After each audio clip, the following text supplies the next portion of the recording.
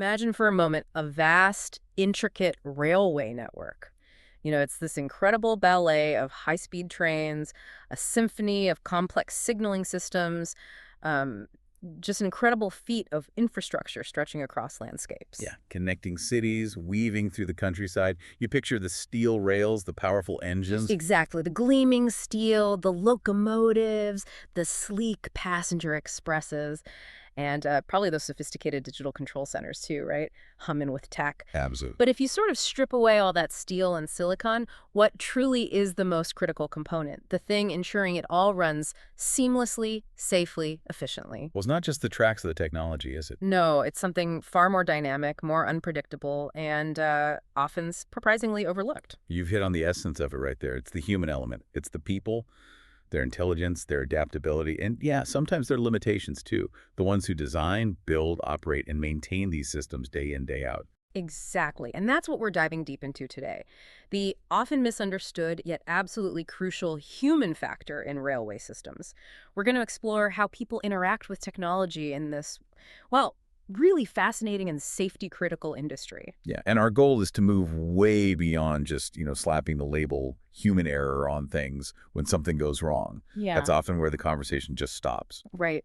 We want to truly understand how we can optimize both performance and safety by really getting to grips with human capabilities and how they fit into the bigger picture. Our mission today really is to unpack what human factors genuinely are, why they're so fundamentally important across every single stage of our railway system's pretty extensive life cycle. And how a deeper understanding can lead to safer, more efficient, and, ultimately more satisfying experiences for everyone involved. It's about building systems that truly work with people, not just sort of around them. Mm. And this deep dive is especially vital for you, our listener.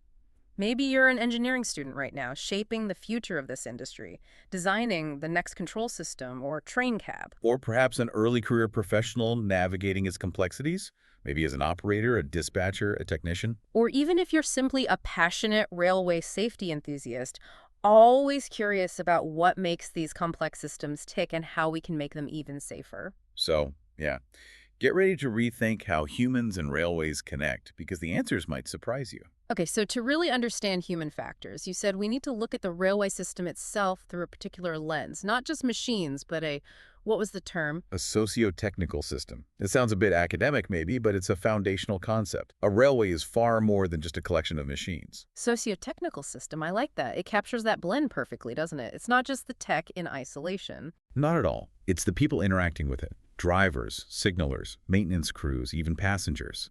It's the organizational structures they operate within, the policies, the safety culture. And all of that constantly interacts with and is influenced by its broader environment. You mean things like technical standards, obviously, but also social stuff. Exactly. Social dynamics, like public perception or union relationships, economic pressures, budgets, efficiency demands, demographic shifts in the workforce, political landscape, setting regulations, and the legal frameworks governing everything. It's a living, breathing, interconnected web. Wow, okay, so it's really complex. And for a system like that to function reliably, day after day, the people within it need to work together effectively. Absolutely, must collaborate effectively. Yeah. Think about the coordination needed between a driver, a dispatcher, and maybe a track worker during some kind of critical incident. If that collaboration breaks down, even the most advanced technology might not be enough. Right. So the ultimate goal here, and this is really key, is to jointly optimize its technical, social, and economic factors for success. It's finding that sweet spot where the tech performs well, human capabilities are leveraged, and the organization facilitates, doesn't hinder, all working together for a safe, efficient service. It's not about prioritizing one over the others, but finding that balance. Precisely, the optimal balance. So when we talk about human factors, or HF, in this context, how do we define them simply to capture all those interacting elements? Well, at its broadest, human factors cover environmental, organizational, and job factors, plus individual human characteristics. All these things influence behavior at work, and that impacts health and safety. It's a holistic view. Okay, holistic. A simple way to think about it is, consider the job itself, its demands, design, tools. Then the individual doing it, skills, experience, physical and mental state. And finally, the organization, its culture, procedures, management. It's how the interplay between these three shapes safety-related behavior, for better or worse. And often when you hear human factors, You also hear ergonomics. Are they basically the same thing, or is there a difference we should know about? That's a good question. For our purposes today, and honestly, in much of the practical application in industries like railways, you can think of them as largely interchangeable. Ergonomics is the scientific discipline specifically focused on understanding those interactions between humans and other system elements. Ah, good. It's about applying theory, principles, data, methods to design stuff, aiming to optimize both human well-being and overall system performance. So maybe think of human factors as the broader field and ergonomics as the applied science within it, the practical side. That clarifies it nicely. So when we apply this big picture view to railways, it seems like there are, what, three main categories or pillars of human factors? Yes, exactly. We generally break it down into three. The first is physical human factors. This focuses squarely on the human body's characteristics, things like anatomy, anthropometry, which is basically body measurements. Right, like how tall people are, how far they can reach. Exactly. Physiology, biomechanics, how all that relates to physical activity and interaction in the workplace. It's about matching the physical job demands to the human body.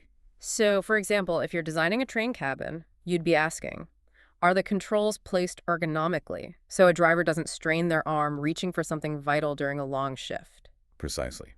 Or is the seating comfortable enough to prevent fatigue over hours? For maintenance folks, does the layout of, say, a switchgear cabinet minimize awkward postures when they're trying to fix something? Yeah, trying to squeeze into tight spaces. Right. It's all about fitting the physical environment and tools to the human body. Reduce injury, fatigue, enhance efficiency. If a control is hard to reach, it adds precious seconds to reaction time. Critical stuff. Definitely. Okay, so that's physical. What's the next pillar? Then we move into cognitive human factors. This is all about our mental processes, things like perception, memory, reasoning, mental workload, decision-making, specifically concerning the non-physical parts of a job. Ugh, this sounds like where things get really subtle but super important. Processing information under pressure. Exactly. Yeah. How clearly is information displayed on a signal screen in a busy control room? Is the alarm system intuitive or just overwhelming with constant alerts? Alarm fatigue is a real thing. Yeah, you just start ignoring them. Right.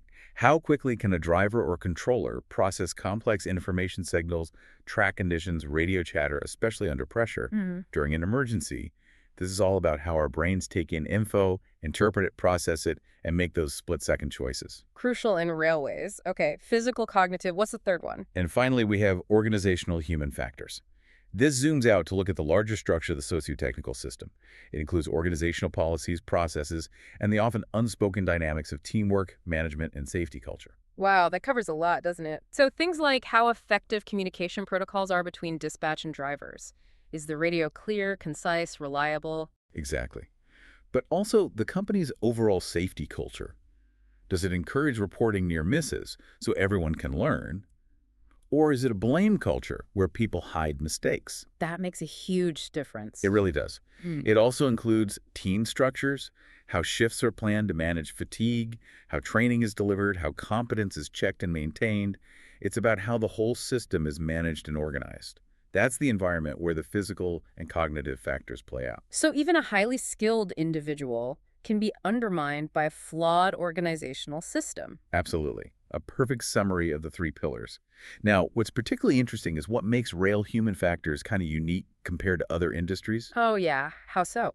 Well, the railway environment, the specific roles people have, and the tasks they perform are often very, very well defined. Think about a driver's route, a signal maintainer's checks, a dispatcher's rule book. Right, it's very procedural. Highly procedural. This precision, while demanding, actually allows for really targeted identification, discussion, assessment, and adjustment of human factors. Unlike maybe a more fluid work environment, railways offer this structured context for analysis. That makes sense. You have clear parameters. Yeah. But you mentioned a challenge, too, something about implementing these ideas. Indeed. The inherent challenge is bringing together people with really diverse backgrounds and knowledge. You need psychologists who get human behavior. You need engineers, mechanical, computer, electrical, who build the tech. Okay. And crucially, you need the practitioners themselves, the drivers, signalers, maintainers, dispatchers, the people who live the railway every day. They all speak different technical languages, have different priorities. Finding that common ground, that shared understanding, isn't always easy. I can imagine getting everyone on the same page. And how does awareness and integration of HFs vary globally? Is everyone doing this? Not at all. There's significant variation. Some places, like the UK and Scandinavia, have a strong, long history of HS involvement in rail projects. Decades of it, often driven by past incidents and a mature safety culture. Okay, they're maybe ahead of the curve. You could say that. But other regions, even highly developed ones, say parts of mainland Europe, are only just beginning to truly integrate these considerations systematically into their development processes and standards. It really highlights the need for broader awareness and integration globally. It's definitely a journey. So it's a field that's still evolving and spreading, which brings us neatly to the evolution of human factors thinking itself. It hasn't always been approached the same way, has it? Our view of the human role has changed. No, not at all. It's shifted quite dramatically over time, often spurred by big events or new tech. Yeah. We can sort of categorize this into three distinct ages of thought. Okay, let's start with the first one. You call it the bottleneck age. What was the thinking back then? In the early days, think Industrial Revolution, early 20th century, the view was pretty simple.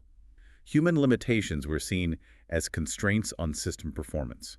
Productivity, speed, precision. The human was often the bottleneck, stopping the machine from going faster or being more accurate. So the human was slowing things down. That was the perception. The focus was on identifying these limitations, reaction time, strength, attention span, and then trying to overcome them. Solutions were things like intense training, better basic design of controls, and early automation to try and bypass the human weakness. Like that analogy you used, a fast river suddenly narrowing. The human was the narrow point, and the goal was to widen it or build a bypass. Very machine-centric. Exactly. A perfect description of that initial, somewhat simplistic view. Then came the second age, which was largely driven by accidents. Big industrial accidents, especially in complex systems like nuclear power or chemical plants. Think 3 Mile Island. Right, where it became undeniable that operator actions were a huge factor. Glaringly obvious. The focus shifted dramatically.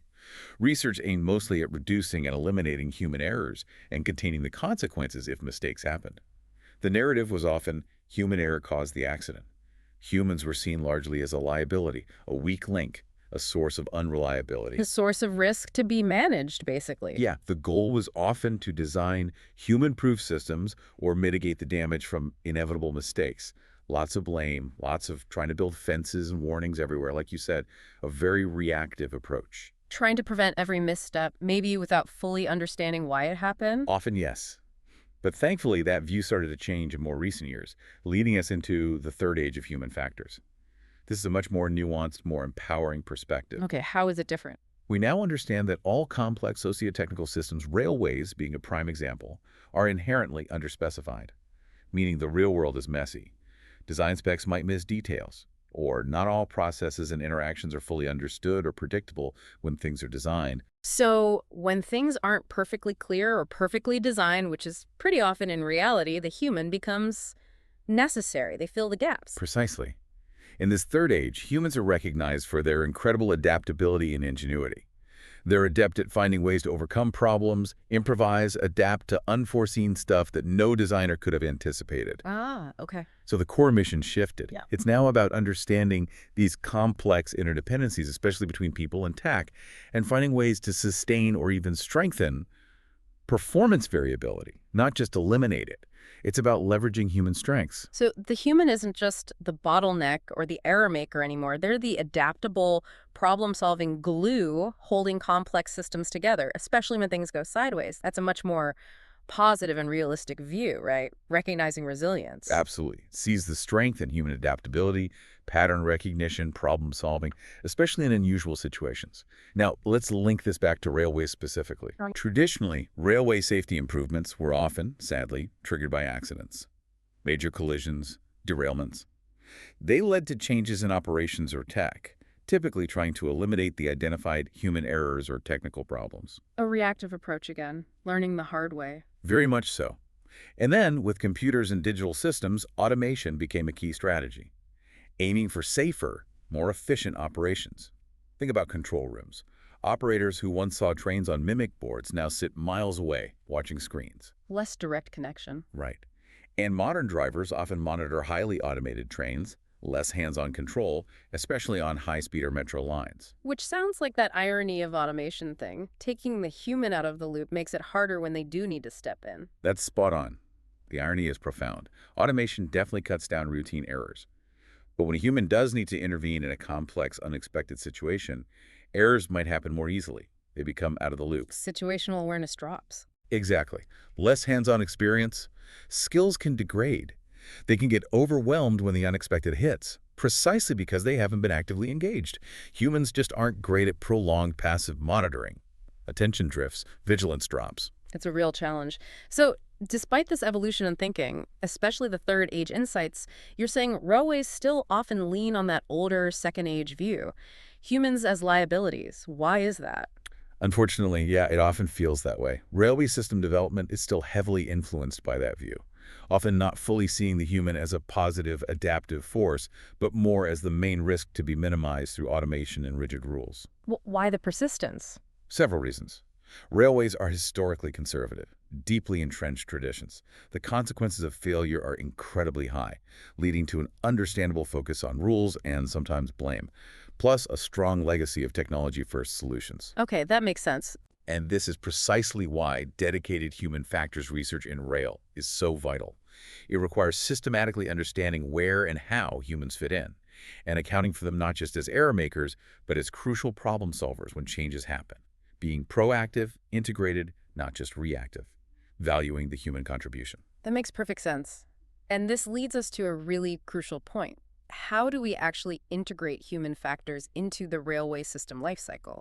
It's clearly not just a bolt-on at the end or something you think about after an accident. It has to be there from the start. No, absolutely not. When we talk about new railway systems or big changes to old ones, they follow a very defined life cycle process. A structured framework outlining everything from the initial concept through design, manufacturing, testing, operation, and eventually decommissioning. Like a roadmap for the whole project. Exactly. And this process guides both the railway organization buying the system and the manufacturers building it. It offers key points, key gateways where human impact should be considered. Each phase is an opportunity or a risk if HFs are ignored. But there's a challenge here, right? You mentioned a lack of consistent, detailed HF inclusion in the standards, even if they acknowledge HFs generally. Absolutely.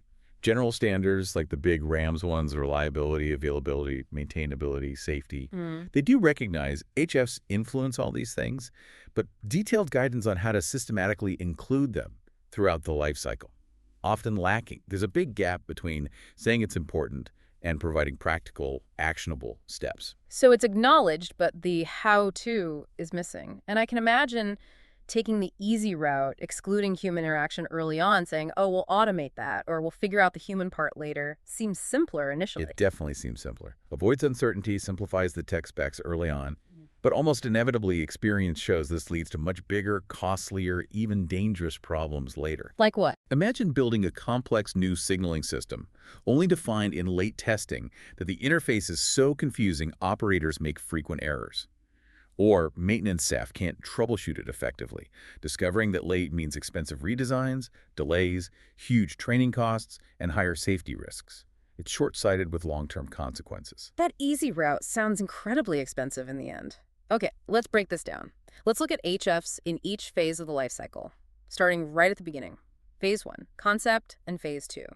System definition and operational context. Who's mainly involved, and what's the usual state of HF consideration? Primarily, the railway organization is leading here.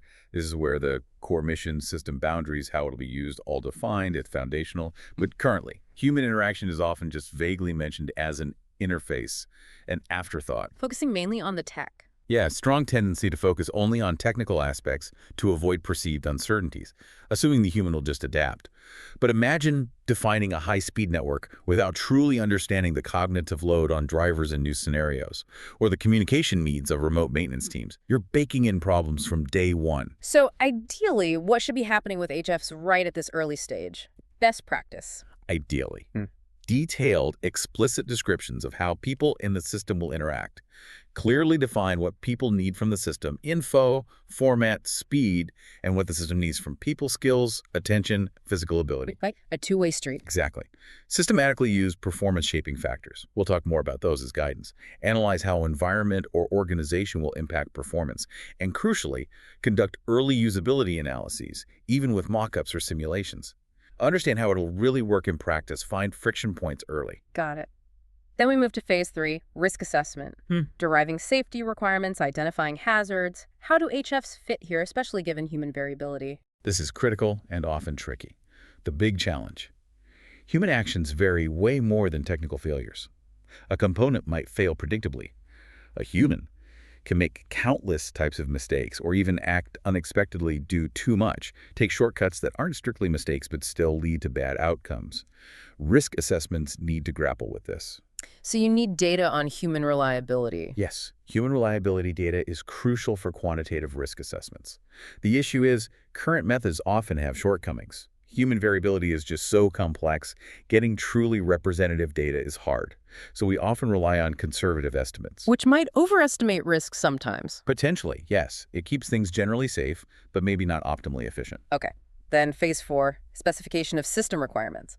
Locking in the design parameters. Yes, this phase takes the risk assessment outputs quantitative data plus qualitative stuff for RAMS and maintenance and turns it into specific requirements. The gap here. Detailed info about human-related data is often scarce in standards. So what needs to happen? It's crucial to proactively incorporate human interaction details, task timings, specific task sequences, detailed ergonomics. Resist the urge to just make new systems like old ones because people are used to them, even if tech offers clear usability advantages. Don't just replicate old flaws. Exactly. Include usability data, maybe from specific analyses, to ensure the new system genuinely improves things. Right. Then phase 5, apportionment of system requirements, and phase 6, design and implementation. Manufacturer takes the lead now. Correct. Requirements come from the railway org, but manufacturers must integrate HFs into their designs. Every detail of a control panel, software interface, usability is key, not just for operators and drivers, but crucially for maintenance staff too. Why especially maintenance? Think about it. A highly usable system, intuitive, low mental load, fits physical capabilities, significantly reduces human error probability during maintenance, improves efficiency. It gives a manufacturer a competitive edge. Imagine a diagnostic tool that's hard to use. It won't be used effectively or might lead to errors, negating its benefits. Good point. And what about reusing existing designs in different places? HFs matter there too. Oh, definitely. Manufacturers often leverage designs globally, but they need to critically consider HFs. Even if functionality seems the same, underlying factors, local procedures, safety culture, training levels, even climate, might require significant adaptations for the system to remain usable and safe in the new context. Can't just copy-paste the design. Not without careful thought, no. What works in one place might be totally wrong somewhere else. Okay. Next, phase 7, manufacturing, and phase 8, installation. Are HFs still a big concern, or is it mostly about building now? Less about design decisions here, but still very much about critical testing and especially training.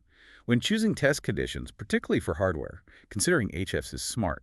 Testing controls under vibration, extreme temperatures, observing human performance that can reveal issues you wouldn't otherwise see. And training during installation. Vital. Ensure maintenance personnel are well educated on the new system. The manufacturer must prepare processes, scenarios that account for their existing experience and real working environments. Usability tests, interviews are still useful here to catch installation-specific problems missed in the lab. Right, real-world conditions. Then the system's almost ready. Phase 9, system validation, and phase 10, system acceptance. And users finally interact with the finished product. What's key here? Feedback is paramount now. Yeah. Rubber meets the road. All complaints, even seemingly minor ones, this button feels wrong, this message is confusing, must be taken seriously, evaluated. Often, informal but crucial requirements or unforeseen usability issues only surface once the system is fully installed and in live use. The little things matter. They really can. HFs can guide effective user feedback mechanisms, help extract this vital info systematically. It's about listening to the people on the ground. And finally, the long game.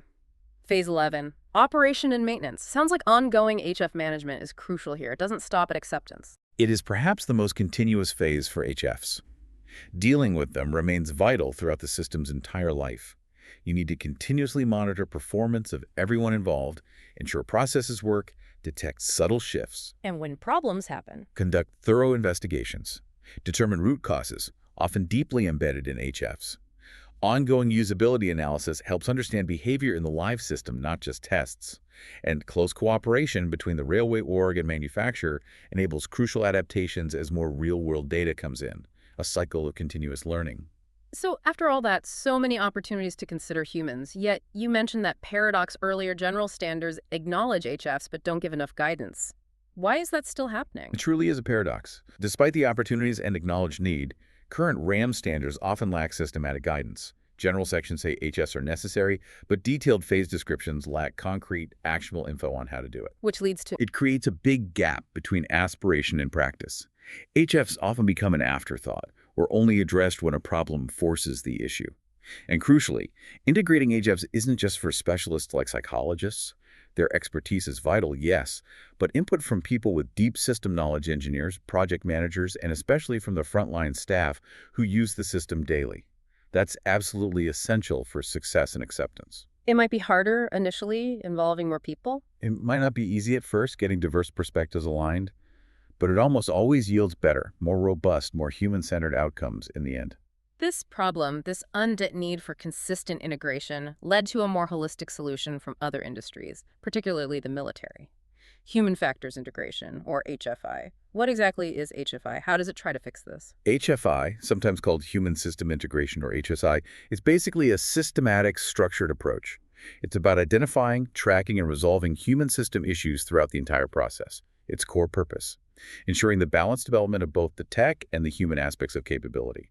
Balanced development. So not tech first, then fit humans in. Exactly. It's a paradigm shift. Not designing tech and then trying to shoehorn humans in later. It's about co-designing them together, side by side, right from the start. Recognizing optimal performance comes from optimizing their interaction. And it came from the military, you said. How did it reach railways? That's right. U.S. military in the 80s, complex weapons, aircraft needed seamless human integration. The lessons learned there, especially the huge costs saved by integrating HFs early, proved highly transferable. Now, HFI concepts are gaining real traction in rail, particularly in the UK and Australia, where mature safety regulators see the value. They're leading the way. So what are the key goals of HFI? What does it actually aim to do? Several key things. First, ensure structured, rigorous consideration of HF issues right from feasibility throughout the entire life cycle up to disposal. Continuous, systematic treatment, not ad hoc fixes. Okay, structure and continuity. Yes. It also adopts a deeply human-centric focus and uses iterative design. Build, test, refine, repeat, constantly getting feedback from the human perspective. Not just one shot at getting it right. Exactly. It also means actively applying established HF principles, good practices, the right tools, methods, data from decades of research. The ultimate aim: design systems that truly reflect how they'll be operated, meet real end-user needs, match the characteristics and organizational demands of operators and maintainers. And collaboration is key. Fundamentally, it embraces a multidisciplinary approach: engineers, psychologists, operators, managers together, and actively involves end users in design and evaluation. You can't design effectively for people without meaningfully involving the people. Makes total sense. But beyond the concepts, what about tangible benefits? Does HFI actually save money or improve safety in ways that convince a company to invest? Absolutely, the benefits are compelling. Studies, mostly from military and aviation, consistently show savings several times higher than the cost of HFI itself. Similar benefits are expected in rail. How does it save money? Reductions in whole life cycle costs by optimizing the balance between tech investment and people investment. Not just building complex automation that then needs extensive workarounds, also reduces procurement costs and risks by catching usability, labor, training issues early before they become hugely expensive fixes later. Imagine avoiding a control room redesign because you found issues early. Proactive investment pays off later. Precisely. And beyond money, HFI consistently leads to better safety outcomes. Improved system performance by better considering user capabilities and limits directly reduces the likelihood and severity of accidents. A system designed for human attention spans, reaction times, cognitive load is inherently safer. And any other advantages for the people involved? Definitely. This approach helps improve recruitment and retention, creates better working environments, fits tasks to users, designs intuitive interfaces, removes health hazards or excessive stress, enhances job satisfaction, reduces liabilities for everyone. It's a win-win. Safer system, fit for operation, more satisfied workforce. Powerful case for HFI. So how do we actually integrate it into that railway lifecycle we discussed? Can you map specific HFI tasks onto those phases? You absolutely can. Specific HFI tasks like human-computer interface evaluations, simulator studies, task and workload analyses Human error risk assessments, they can and should be mapped onto the life cycle. For example, Initial workload analyses, usability requirements definition, critical and early concept definition phases. Simulator studies invaluable during design and validation. Task analyses, human error assessments ongoing through design, implementation, operation. so it's front-loaded but continues. Exactly. Crucially impactful early on, but integration must extend into ongoing operation for continuous improvement. And again, successful HFI is fundamentally collaborative. Needs the customer, railway org, the supplier, manufacturer, often an independent assessor, everyone at the table. Great overview of HFI. Now let's dive into some key concepts underpinning HF research for railways. The tools specialists use. First one you mentioned earlier, performance shaping factors or PSFs. What are these and why are they so central? PSFs, simply put, are influences that can either enhance or degrade human performance. Think of them as variables in the operational environment interacting with the individual. They give us a structured way to look at factors affecting reliability and error potential. And they're not just negative. No, importantly, not just negative. Excellent training, clear procedures, supportive teams. Those are powerful positive PSFs. It's a framework to move beyond just saying human error, to understanding why it happened, what influenced it. Ooh, how do PSS actually influence someone's actions, like a driver responding to a signal? Think of a simple model. Task comes in, human translates it to actions. Success depends on cognitive couplings, how mental processes like attention connect with task demands, and crucially, the PSFs at play. Since cognitive stuff is hard to directly influence, you can't just tell someone to pay more attention. Right. Focusing on understanding and adjusting PSFs is more effective. If we reduce noise in a control room, an environmental PSF, we indirectly improve a controller's ability to focus. Makes sense. Control the environment, support the cognition. But categorizing PSFs sounds tricky. So many potential influences. You're right, they take many forms. Brainstorming leads to vast lists. Analyzing actual accident incident data helps find common, impactful ones. For example, German studies might identify irregularities as key. UK studies might pinpoint distraction, time pressure, stress. Similar, but different labels. So variation and maybe overlap, making comparison hard? Exactly. Significant issue of overlap and interdependencies. Irregularities might encompass distraction, unexpected events, high workload, time pressure, things often listed separately elsewhere. This complexity makes comparison difficult across studies or systems and impacts quantitative results if you're measuring error probability. How do people try to classify them then, beyond just lists? Different ways. Broadly, internal mood, fitness, experience versus external temperature, lighting, safety culture, direct versus indirect effects. Some models use just 3 big categories: individual, organizational, environment. Others are more detailed: physical, personal, organizational, standard factors. The right number of PSS is debated. Too few miss things, too many become unwieldy. Finding that useful balance. So what's needed to use PSFs effectively across the life cycle, given this complexity? To use them consistently, we need an agreed-upon taxonomy or classification system, a common language between railway orgs, manufacturers, regulators that would provide a solid base for consistent data collection on performance, clearer risk assessments, better future planning. Without that shared language, it's very challenging. Okay, moving from PSS influencing performance, let's talk human reliability assessment, or HRA. Why is this essential, especially for risk assessment? When doing any comprehensive risk assessment, especially in high-consequence industries like rail, you have to qualitatively or quantitatively assess human reliability. Predict the likelihood a human will successfully complete a task correctly under specific conditions without an error leading to an incident. Vital for setting safety targets, identifying critical areas needing intervention. Can you give an example of an HRI approach used in rail? One known approach, seen in Germany, is the Hinsen model. It tries to quantify error probability by classifying tasks: skill-based, routine actions like braking; rule-based, following procedures, reacting to signals; and knowledge-based, complex problem-solving in novel situations, diagnosing faults. And then it combines these with? Combines these categories with aspects of stress and general environmental conditions to estimate human error probability.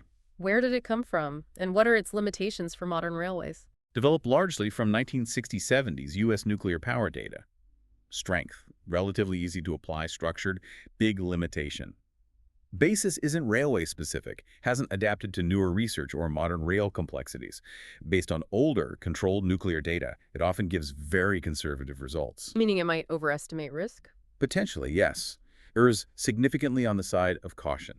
Seen as safe by regulators, maybe, but not always an accurate reflection. Can lead to over-engineering, yet still applied sometimes.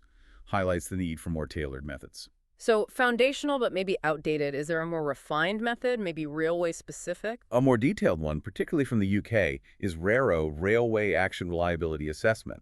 Also builds on an earlier model, Rasmussen's, but specifically adapted for rail. Incorporates more error-producing conditions similar to PSFs and offers more specific railway task types. It's quantified, giving numerical probabilities. Sounds more comprehensive, but challenges transferring it, say, to Germany, even if quantified. Absolutely significant challenges. While RAR is quantified, the exact source of its numbers isn't always public. More importantly, it's tied to the British rail system, its procedures, culture, workforce. Applying it directly elsewhere, like Germany, needs thorough comparison for compatibility. Reliability data varies hugely between environments, national culture, training rules, even climate matter. Can't just copy-paste the model and data? Not without careful validation, no. So the future of HRA for railways, how can these methods improve? Current methods, generally safe due to conservatism, need more rigorous development for accuracy and efficiency. Requires gathering more real-life data not just from big accidents, but near misses, incidents, routine ops. And crucially, data collection must include the relevant PSFs involved. Context matters. Exactly. Need to understand not just that an error occurred, but the context, environment, organization, cognitive processes. This contextualized data is essential for developing truly railway-specific, accurate HRA models. Clear direction needed there. Okay, final key concept, usability and user experience, or UX. We hear these a lot in tech. How do they apply in the often conservative, regulated world of railways? Seems like a luxury, but maybe not. You're right, not a luxury, a necessity. Usability is formally defined by ISO standard as the extent to which a system, product, or service can be used by specified users to achieve specified goals with effectiveness, efficiency, and satisfaction in a specified context of use. 3 key parts. Okay, break those down. Effectiveness, efficiency, satisfaction, applied to, say, a new train control system. Effectiveness. Accuracy and completeness in achieving goals. Can the dispatcher route trains accurately, prevent conflicts? Can the driver interpret signals, operate the train without error? Efficiency. Resources use time, mental effort relative to goals achieved. Is the system intuitive? Can a driver set a route quickly? A maintainer find diagnostics easily? Minimal wasted effort or cognitive load. Okay, and satisfaction. Satisfaction, comfort, acceptability, even pleasure in using the system. Do drivers find the cab controls comfy, clear? Do maintenance crews find the software easy, pleasant to use, or frustrating? So it's not just functional, but works well for the human, easy to use, and people actually like using it. What are the core goals of applying usability in railways? Multifaceted goals. First, informed design. Create products that are truly useful, valued, easy to learn, help people be effective. Second, eliminate problems. Reduce design flaws, user frustration, prevent those system-induced human errors. And finally, improve profitability. Minimize maintenance costs. Intuitive systems need less troubleshooting. Reduce risks. Fewer errors equal fewer incidents. Establish benchmarks for future improvements. Continuous operational excellence. And relevant for both railway orgs and manufacturers. Both benefit. Absolutely. Strong incentive for both. Railway orgs get safer ops, efficient staff, lower training costs, less downtime. Manufacturers get a more desirable product, competitive edge, fewer post-sale support issues. Impacts bottom line, safety record, efficiency directly. How does usability integrate throughout the life cycle, concept to operation? Starts before development to identify requirements. Concept definition. During development, ongoing analysis confirms the product meets requirements. Design, validation, via prototyping, testing. In operation, different analysis observes real-world use, providing continuous feedback for improvement. It's iterative. Not a one-off check. So usability is about getting the job done well. You also mentioned user experience, UX, goes a step further. What's the difference, and why is UX important even in rail? While usability is task efficiency, UX encompasses the overall feeling and perception when interacting with a system. UX acknowledges that if someone enjoys using a system, feels confident, supported, maybe even a sense of mastery. Their performance improves. Often, yes. Results can be better. They tend to work more reliably or more engaged, more resilient to stress. It adds an emotional, aesthetic dimension. Positive feelings about a system can enhance performance, engagement, long-term staff attention. A driver who enjoys their well-designed cab is likely more attentive, less fatigued. Fascinating. Recognizes the emotional side of work. And methods for assessing usability UX, just questionnaires. No, ranges widely. Simple questionnaires, interviews for initial feedback, complex mock-ups, eye tracking, full simulation studies in realistic environments. The right level depends on goals, nature of changes, impact on safety ops. But crucially, usability UX research always needs close, continuous interaction between engineers and HS specialists. Collaborative effort yields the best results. Technology serving the human, not the other way around. We've covered a huge amount today. Started with that complex railway ballet, quickly got to the critical, often overlooked component, the human. Yeah, we've explored how human factors aren't peripheral, but deeply embedded in every single stage of a railway system's life cycle. It's much more than just preventing mistakes. It's understanding and optimizing human capabilities and limits within these incredibly complex socio-technical systems. From the design table to the operational track. Exactly. And this work, as we've seen, is a shared responsibility. Needs close, ongoing collaboration between railway organizations, manufacturers, diverse experts, psychologists, engineers, and absolutely crucially, the frontline workers themselves. Right. And while progress has been made, especially in some regions, there's still a clear, pressing need for more detailed, actionable guidance and standards and a more systematic, integrated approach globally. The insights we discussed, PSFs, HRA, usability, UX, they provide powerful tools for that next level of safety and efficiency. As railway systems get even more automated, complex, maybe with more AI, the true frontier of safety might not just be fancier tech, but a deeper, more intentional understanding of the human at its heart. How will you, our listeners, future engineers, professionals, enthusiasts, contribute to systems where people don't just avoid errors, but truly thrive, become more engaged, capable, safer? It's a challenge, but a huge opportunity. Absolutely. Yeah. And looking even further ahead, there's this fascinating emerging area of HF research around IT security. Understanding the human element of potential attackers, motivations, biases, methods, a whole new dimension of human interaction in complex systems. Using HF not just for accidents, but for safeguarding critical infrastructure from malicious intent. Wow. A truly fascinating, maybe slightly unsettling thought to leave us with. Thank you for joining us on this deep dive.